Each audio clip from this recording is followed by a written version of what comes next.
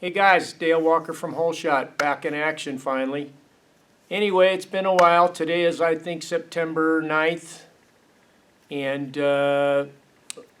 we got the last test and tune session at our track coming up here next weekend. It's the 16th is another Friday night, fun night. And I might be taking the MT-09 back out there, the little Rip Jr. I've got the ECU reflashed by Chris Moore. I did some airbox mods. We'll see what happens with that if I can get it together. DNA air filters on the way from 10 buck too. See if I get it in time. But anyway, behind me is Ratzuki that you know. And as you know, it really hasn't made some good laps yet. Been working through all the bugs and bike telling me what it needs. So I've made quite a few updates since last time, and mainly to get the shifting to do its thing properly under full load with spray, mostly in first to second gear with the full kill trans. So anyway, I've got a lot of different things I've done, and hopefully on next Saturday we get some good test runs in, and hopefully it starts making some laps. If it does, the motor's not hurt, I'll probably go both days, Saturday and Sunday, and just make a few runs. So it's a Mopar, special Mopar race, but it's also a test and tune. Full tree this time, but oh well. So let me grab the camera, and I'll kind of go over the bike and talk about what I've done since last time out. Okay, remember last time it shook the tire, kind of hooked up, shook, broke loose, and it went a 128 60-footer, and then it wouldn't shift to second gear. So anyway, let me grab the camera and show you this stuff and talk about it. Okay, first on the list is the Electric Power Shifter 3, my solenoid shifter.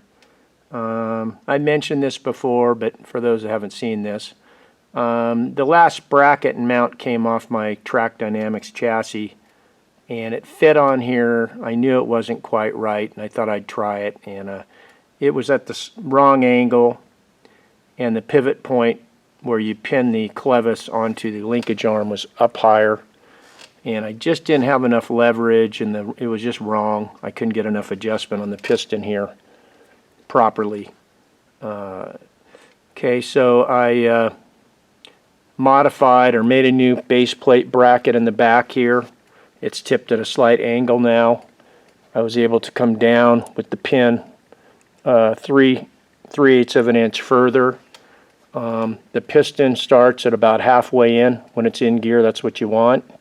And then it completely goes all the way, and it smacks the backing plate there. Also, this is my later version. I had a prototype on it. They'll have the hole in it, and that lets the air get out when the piston travels so quickly and helps it just speed it up. There is a clamp that clamps around the frame.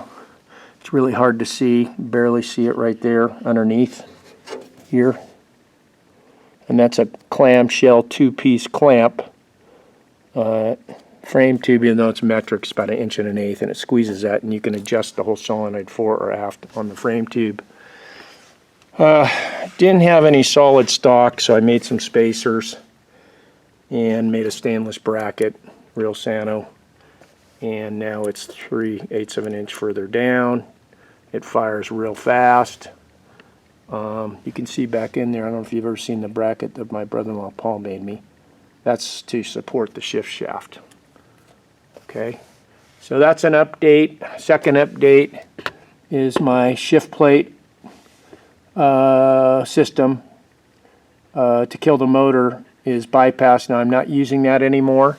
That's a really good system, but with the Robinson gears in here, normally aspirated, shifted fine, beautiful, but when I lay into the bottle, it has a hard time getting it out of second gear because it won't move the shift drum enough to take it off the little pin that creates a ground to kill it, to sweep through to second and bring it back on. So that is unhooked. Let me get up and show you here. So now I went to my Power Shifter 2 kill box. Okay. So when I push the button up on the handlebar here, which I know it should be down here, but it won't fit. Everything's in the way. I can still get my finger up there. It's not super comfortable, but I think once everything's dialed in, I get used to it, I'll be able to do it. So when I push that button, that's the same time the kill box will begin its ignition interrupt, and the solenoid will fire off. Kaboom. Okay. So I made 2 kill boxes up. I made one with a longer kill time, and wrote down all the sweeps and how long the kill time is, from about 3.2 on here till 6, where it peaks out. The lower the number, the longer the kill. So this is the one that's going to have the longer sweep and longer kill time. And then I made a sister to this one up, completely ready, with the next step of sweep, where this one still about where it's the quickest, or it's still slower than the quickest on here, but it sweeps and it will be quicker, shorter kill time. So I'm going to start conservative, let it lay way over, and just try to get it out of gear and make sure it's going to shift. So that's the whole thing of curing this bike going down the track right now, is getting that sorted out. And everything's new, so this is what it takes. Okay, so that's the shifter. I've been playing with the float levels on the carburetors. I want as much in there. They're a pretty good angle. My surging problem was not having to have the bigger bowls. I'm pretty sure it was the venting of the tank. I have that rerouted out the front of the fairing now. It seems to, on NA, it goes through there and runs just fine. Ran 147 with geared for 175 in 4th. Okay, so it didn't surge or anything. So anyway, but still, if you look right here, see where I got the float levels? They're all the way. If I get them any higher, then it'll sweat between, it comes up the screws or sweats between the gasket, I don't know how, and still gets these damp, and I don't like that. So I got it down just a hair, and it seems to be fine. I still kind of have to keep an eye on that at the track. Alright, so what else I'm doing is the WeGo. It's pretty lean up in high gear. I don't have power jets on these electrons, so yeah, I don't really want to take it out of the bowls for what I went through before too. I want to make sure there's fuel in there, good enough supply. So I'm going to do it with the nitrous with the bigger spread. I was going to go down. Last time it shook the tire real bad, blew the tire away with little jets in it. I'm going to be about the same on the jetting, real small little 20s, small. This thing's making a lot more power with smaller nitrous than it used to. So I'm spreading these 4,000ths this time. Try to make it fat, see what it does on the air fuel in the upper gears. Okay, I do run a lot of fuel pressure. I run about 6 pounds. That's more than a lot of people run. That's just what I like and what I do. Bottle, I can only fit a little bottle in here. It's 2.5 pound bottles. It's just the chassis is a frame conversion. There's not that much room. I have a lot of bottles, so I keep them. I keep the pressure real accurate before I roll out. You know, I'm at about 1,000 pounds. I try to keep that accurate. If I overfill a bottle, I'll bleed a little out when it's warm. Make sure I get in that range, and try to keep that consistent. And they're good for at least 2 passes. Okay, so that's covered that. I'm backing the timing now that I saw it a little lean up top. I was running 28 degrees. I got it back clear up to 22 degrees now total. Okay, once I get on the spray. Okay, I don't think that's going to slow it down one bit. Be a little safer. I got the rev limiter set at 12 grand. I got the shift point. It likes at 11. After I get this thing dialed, where I might raise that just a hair in case I barely go over on the shift by accident or something. That's that. I used to run quite a bit of RPM on the launch, like 7,500, and always left good, but this track won't hold it. I'm going to bring this down to another 1,000 to 1,500 RPM. I'm still deciding on that.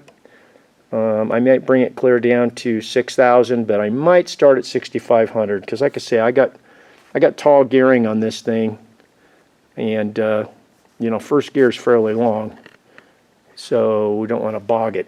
So, okay, now I'm going to start using the delay box for the nitrous. It's a little simple progressive box, nitrous express. I'm going to go ahead and run the same jets that blew the tire away, but I'm going to delay it 1 full second. I'm going to start out at a second, okay? Because even with a 20, that's going to be a tiny little jet, like under 10, you know? But I'm going to ramp it in fairly quickly and see if that'll get us off the line. And then ramp in, and if it pulls the motor down too much, I will either raise the rev limit just a hair, but maybe not. I'll bump the power up just a touch, a couple thousandths, and I'll still spread them. After the first run, if it goes down the track, I'll get a better idea on the air fuel and how much I want to tune the spread of the fuel to bring the air fuel down to, you know, maybe 11.5 or something. Okay, what else did I do? That. Yeah, the launch RPM. Yeah, the last thing I can adjust, so it's going to be between how much nitrous, how I ramp it in, the launch RPM, okay, and finally the little button on the clutch, right? So if I feel it's bogging just a hair too much, I could also go in on this like a half turn, make sure, and have that come on a hair sooner as far as when the nitrous begins, because the nitrous starts with this, and when the throttle's past half throttle, full open, that completes the circuit. So when I go through the lights, yeah, when I go through the lights, it basically is, it disconnects it, and I could decel for a little bit and let the chassis calm down and pull the clutch in. Okay. I'm a little senile. Anyway, so the very last thing, of course, was the clutch. I pulled the clutch all apart, not only to inspect it, and it looked perfect, but to soften it up a little bit. So now I have all stock springs on the old MRA lockup. I did have them staggered stock, one heavy, one heavy. Luckily on these motors there's 6 springs, so you can equally divide them. So now I softened up the clutch also to make it not hit so hard. So always had good luck with the other way, but like I say, this is a whole new deal with this cylinder head on here. So what I'm going to do is in a little while here on this video, I've unplugged the solenoid for now. The button is still activated to the kill box. Okay, so what I'm going to do is I'm going to fire this thing up and put some heat in it a little bit. And I just want to check a few things because I did some wiring, make sure the little tack's working correctly and all that. And I'm going to check the stutter box because I want to make sure the numbers are right on the box and the tack, that they sync. And see where I'm at on that. And then I'm going to go ahead and rev it just a little bit, and I'm going to push the button to check the kill and make sure it's killing and coming back on. Killing, coming back on. Okay, because when you get down to a certain point on the kill box, it doesn't function yet, and it will kill the engine and stay dead completely till you let off the button. I've done a bench test. I think I've got it where it's got to be to have a safe beginning starting point with the longest kill, but that doesn't duplicate going through the harness and the ignition and everything. So I've got the solenoid unplugged so it won't hammer the gearbox, and I can just put it in neutral and like that with the button up there. So that's what we're going to do in a little while here. So let me get everything ready and we'll fire it up. That's what we're going to do. Hey guys, okay, well I'm ready to fire it up. We're going to check, like I said, get some heat in the motor. Then we'll check the stutter box on the little tack, my tack here, and see where I have it set. I'm still kind of undecided actually. I'd say it's going to be 6,500 or 6 grand. Okay, and then we're going to check the kill box, like I said, that it will just when I compress the button, it's going to kill on its own, come back on its own, even with my hand on the button. If it kills it and keeps it dead when I have the button pushed down, then I got to turn the little dial and sweep it up a little bit.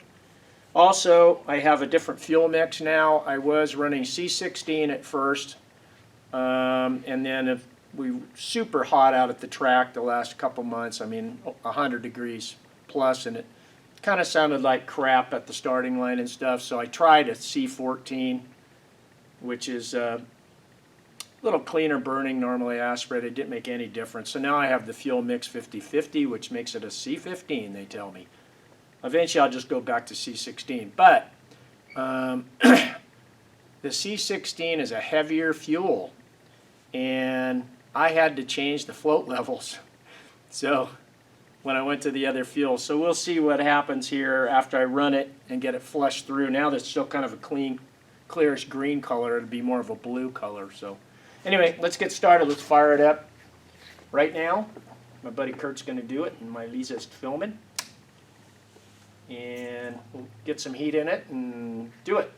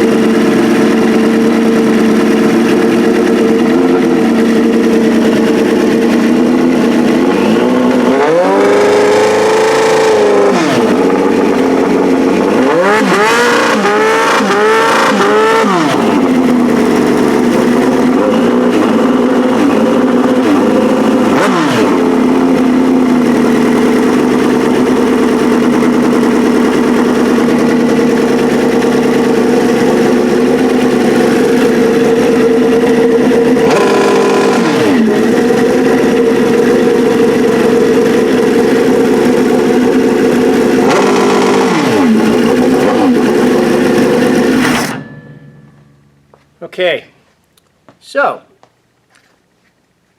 I don't know, that knob on the dyno is kind of squirrely. It's in between. It looks like set at 6,500, but you saw it set at $6,000.